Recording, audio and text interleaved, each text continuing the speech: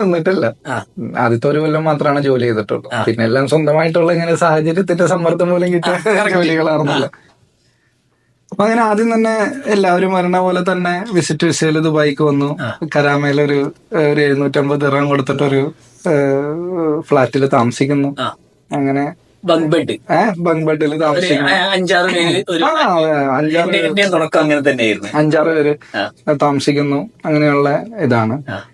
പിന്നെ അവിടുന്ന് ഒരു ജോലി കിട്ടിയപ്പോഴത്തേക്ക് ഞാൻ അപ്ലൈ ചെയ്ത് ഞാനൊരു CV ഒക്കെ ഉണ്ടാക്കി ടൂറിസത്തിൽ. അപ്പൊ അബുദാബിയിൽ ഒരു കമ്പനിയിൽ ജോലി കിട്ടി. അതേ സമയത്ത് തന്നെ ഞാൻ ഹോട്ട് പാക്കിൽ എനിക്ക് ഒരു റെഫറൻസ് വഴി എനിക്ക് അവിടെ ഒരു മീറ്റിംഗ് കിട്ടി. ജോലിക്കല്ല, ജസ്റ്റ് കാണാൻ വേണ്ടിട്ട് പോയി. അപ്പൊ എനിക്ക് ജോലി ഓൾറെഡി കിട്ടിയില്ല. ഇനിയിപ്പോ വേറെ ജോലി നോക്കണ്ട. അങ്ങനെ അവിടെ പോയിട്ട് അവിടെ അങ്ങനെ ഇരുന്ന് കാര്യങ്ങളൊക്കെ സംസാരിച്ച് ഈ കഥയൊക്കെ ഞാൻ അവിടെയും പറഞ്ഞു. കാണുന്ന ഹോട്ട് പാക്കിന്റെ. അപ്പൊ ആരാണ് അതെന്നുള്ളത് എനിക്കറിയില്ല. ഈ കാണാൻ പോണ ആള് ആരാണെന്നുള്ള അറിയില്ല. ഒരു ഫ്രണ്ട് മുഖേനയാണോ? എന്റെ റിലേറ്റീവ് മുഖേന ഞാൻ അവിടെ. എന്നിട്ട് ഞാൻ കണ്ടത് ഹോട്ട് പാക്കിന്റെ എക്സിക്യൂട്ടീവ് ഡയറക്ടർ ആയിരുന്നു, സൈനുദ്ദീൻ എന്ന് പറഞ്ഞിട്ട്. കംപ്ലീറ്റ് കഥ ഫുള്ള് പറഞ്ഞു. ഷർട്ട് കച്ചവടം, എല്ലാ കച്ചവടം പറഞ്ഞു. അങ്ങനെ അപ്പൊ അവർക്കൊന്നും പറയാൻ പറ്റില്ലല്ലോ, വെറുതെ ജോലിക്ക് ഇന്റർവ്യൂവിന് വന്നേണല്ലോ. അപ്പൊ പുള്ളി എന്റെ അടുത്ത് പറഞ്ഞു കാരണം കഥയൊക്കെ കേട്ടപ്പോ പുള്ളിക്ക് ഒരു ഇൻട്രസ്റ്റിംഗ് ഒക്കെ ആയി. കുറെ നേരം ഞങ്ങൾ ഇന്ന് സംസാരിച്ച്.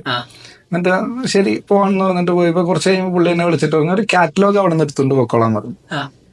അപ്പൊ ഞാൻ പ്രൊഡക്റ്റ് കാറ്റലോഗ് ഒക്കെ എടുത്ത് എന്നിട്ട് ഒന്ന് പഠിച്ചിട്ടൊക്കെ എന്തെങ്കിലുമൊക്കെ നോക്ക്, ഒന്ന് കാറ്റലോഗ് ഒന്ന് നോക്കി, ഇതാണ് ഞങ്ങളുടെ പ്രൊഡക്ഷൻ എന്നൊക്കെ പറഞ്ഞു. ഞാൻ നേരെ കാറ്റലോഗ് കൊണ്ട് പോയി നേരെ തിരിച്ച് കരാമക്ക് പോകുന്നു. കരാമക്ക് ചെന്നു. ഫേസ്ബുക്ക് പേജ് അല്ല അവിടെ ഫേസ്ബുക്ക് പേജ് ഉണ്ടാക്കാറായിട്ടില്ലല്ലോ. അങ്ങനെ ഞാൻ നേരെ അവിടുത്തെ റെസ്റ്റോറന്റ്, അപ്പൊ പ്രൊഡക്റ്റ് നോക്കിയപ്പോ എനിക്ക് മനസ്സിലായി റെസ്റ്റോറന്റ്, കഫേ, അങ്ങനെയുള്ള ഡെലിവറിക്ക് വേണ്ടിയിട്ടുള്ളതും അങ്ങനെയുള്ള പ്രൊഡക്റ്റ് ആണ്. പിന്നെ ഫോയിൽസ്, ക്ലിങ് ഫിലിംസ്, സൂപ്പർ മാർക്കറ്റുകൾ. അപ്പൊ ഞാൻ മാർക്കറ്റ് റിസർച്ചിന് നേരെ ഇറങ്ങി. കരാമ ഫുള്ള് നടന്ന് എല്ലാ കടകളിലും എല്ലാ കടകളിലും കയറി ഇറങ്ങി നടന്ന് എല്ലാവരായിട്ട് സംസാരിച്ചു. സൂപ്പർ മാർക്കറ്റിൽ പോയി, അപ്പർ മാർക്കറ്റിൽ ഫോട്ടോസ് എടുത്തു, പ്രൈസ് എടുത്തു, അങ്ങനെ അങ്ങനെ എല്ലാം എടുത്തു. 2 ദിവസം കഴിഞ്ഞപ്പോൾ ഞാൻ പുള്ളീനെ അങ്ങോട്ട് വിളിച്ചു. പിന്നെ ഞാൻ ഈ പോകുമ്പോഴൊക്കെ എനിക്ക് ഓരോ എൻക്വയറി വരുമല്ലോ, അത് ഞാൻ ആൾക്ക് അയച്ചു കൊടുത്തു. ഇന്ന കടയിൽ നിന്ന്. അപ്പൊ നീ ഇത് എവിടെ പോയതാ? ഞാൻ വെറുതെ ഒന്ന് മാർക്കറ്റ് റിസർച്ചിന് പോയതാണ്. അങ്ങനെ 2 ദിവസം കഴിഞ്ഞിട്ട് പുള്ളി എന്നെ വിളിച്ചിട്ട് പറഞ്ഞു ഒന്നും കൂടി വരാൻ പറഞ്ഞു. അന്ന് ഞാൻ കാണുന്നത് ഹോട്ട് പാക്കിന്റെ MD-നെ, അബ്ദുൽ ജബ്ബാർ. നമ്മള് ജബ്ബാർക്കാന്നാണ് വിളിക്കുന്നത്. ജബ്ബാർക്കായിട്ട് സംസാരിച്ചതാണ് ടേണിംഗ് പോയിന്റ് ആയത്. ഞാൻ ഈ കാര്യങ്ങളൊക്കെ പറഞ്ഞ പുള്ളി പറഞ്ഞു വസീമ നീ ഒരു ബിസിനസ്സുകാരനാണ്, നമുക്ക് ഈത്തപ്പഴ കച്ചവടം തുടങ്ങാന്ന് പറഞ്ഞു. ഇത് മറ്റേ ഹോട്ട് പാക്കിന് ഞങ്ങളെ സാധനം വിറ്റുണ്ട്, അത് നേരെ തിരിച്ചാണല്ലോ. ഭയങ്കര ട്വിസ്റ്റായി. അങ്ങനെ ട്വിസ്റ്റാണ്. അങ്ങനെ ഈത്തപ്പഴ കച്ചവടം തുടങ്ങാന്ന് പറഞ്ഞ് ഞാനും ജബ്ബാർക്കായും ഈത്തപ്പഴ കച്ചവടം ചെയ്യാൻ വേണ്ടി മാർക്കറ്റില് പോയി. ഈത്തപ്പഴ മാർക്കറ്റ് കാണിച്ചു തരാൻ പറഞ്ഞു. അപ്പൊ എനിക്ക് വണ്ടിയില്ല, ഒന്നുമില്ല.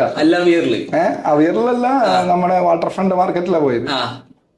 അങ്ങനെ അവിടെ ചെന്ന് മാർക്കറ്റൊക്കെ കണ്ട് കാര്യങ്ങളൊക്കെ കണ്ട് വിലയൊക്കെ മനസ്സിലാക്കി ഞാനിപ്പുറം വന്ന് പെട്ടെന്ന് തന്നെ എനിക്ക് പ്രൈസൊക്കെ അറിയാലോ എല്ലാത്തിന്റെ.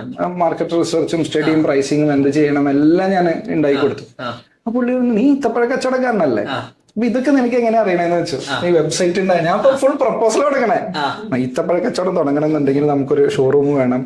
ഷോറൂം എടുക്കാൻ ഇപ്പൊ പറ്റിയില്ലെങ്കിൽ നമുക്കൊരു വെർച്വൽ സ്പേസ് കിട്ടിയിട്ട് നമുക്കൊരു കണ്ടെയ്നർ, റീഫർ കണ്ടെയ്നർ ഉണ്ട്, ഫ്രീസ്ഡ് കണ്ടെയ്നർ ഉണ്ട്, അതിന്റെ ഉള്ളിൽ സ്റ്റോർ ചെയ്യുക. അതിന് 25,000 ദിർഹംസ് ഉള്ളൂ, സെക്കൻഡ് ഹാൻഡ് കിട്ടും. ഓക്കെ, പിന്നെ അടുത്തത് ലൈസൻസ് ഫുൾ സെറ്റ് കൊടുത്തു, വെർച്വൽ ലൈസൻസ് എടുക്കുക, എല്ലാം കൊടുത്തു കഴിഞ്ഞപ്പോ പുള്ളി ഇതൊക്കെ എനിക്ക് എങ്ങനെ അറിയാവുന്ന എനിക്ക് വേറൊരു പഴയ കഥയുണ്ടെന്ന് പറഞ്ഞു. അങ്ങനെ പുള്ളിയുടെ ഈ കഥ. അങ്ങനെ ഈത്തപ്പഴ കച്ചവടത്തിന് ഞാൻ മാർക്കറ്റ് റിസർച്ച് നടത്തിയപ്പോൾ എനിക്ക് മനസ്സിലായി ഈത്തപ്പഴം അന്ന് ആ സമയത്ത് ഹോൾസെയിൽ നടക്കില്ല. റീറ്റെയിൽ ചെയ്യാനായിട്ട് എന്നോടുള്ള ട്രസ്റ്റ് അവർക്കില്ല. ഞാനിതൊന്നും ചെയ്തിട്ടില്ലല്ലോ, ദുബായിൽ വന്നിട്ട് റീറ്റെയിൽ ചെയ്തിട്ടില്ലല്ലോ. അപ്പൊ ഹോൾസെയിൽ നടക്കില്ല എന്ന് ഞാൻ പറഞ്ഞപ്പോ ഞാൻ പറഞ്ഞു ഇ-കൊമേഴ്സും റീറ്റെയിലും തുടങ്ങാന്ന് പറഞ്ഞു. അപ്പൊ അവർക്ക് ആ ഒരു ട്രസ്റ്റ് ഇല്ല. അന്ന് ഈ ഓൺലൈനിൽ ഈത്തപ്പഴമൊന്നും വിൽക്കണ ആരും ഇല്ല. എനിക്ക് ധൈര്യമുണ്ട്, ഞാൻ വിറ്റതാണ്. അങ്ങനെ ആ പരിപാടി അവിടെ വേണ്ടാന്ന് വെച്ചത്.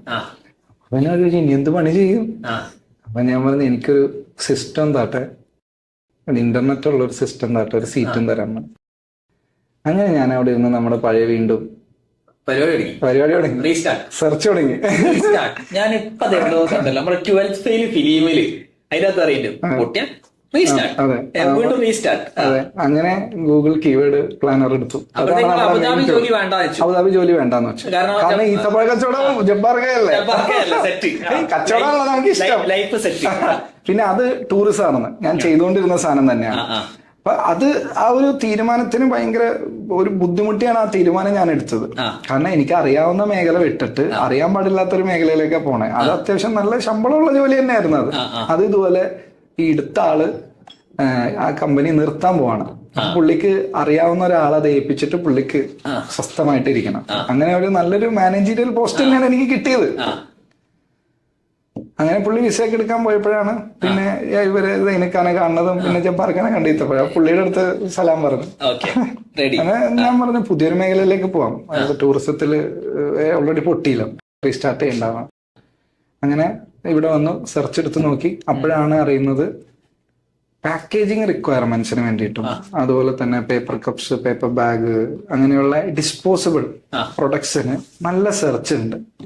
ഇന്നോവേറ്റീവ് ആയിട്ടുള്ള പ്രൊഡക്ട്സിന് UAE-ലും അതുപോലെ GCC 18. പക്ഷെ എല്ലാ സെർച്ചും പോകുന്നത് US-ലേക്കും അല്ലെങ്കിൽ അലിബാബയിലേക്കും അല്ലെങ്കിൽ വേറെ ഏതെങ്കിലും നമ്മൾ എടുത്തു നോക്കിയാൽ മനസ്സിലാവും വെബ്സൈറ്റ് റാങ്ക് ചെയ്യുന്നത്. ആദ്യത്തെ പേജിലില്ലെങ്കിൽ you are as good as dead. അതെ,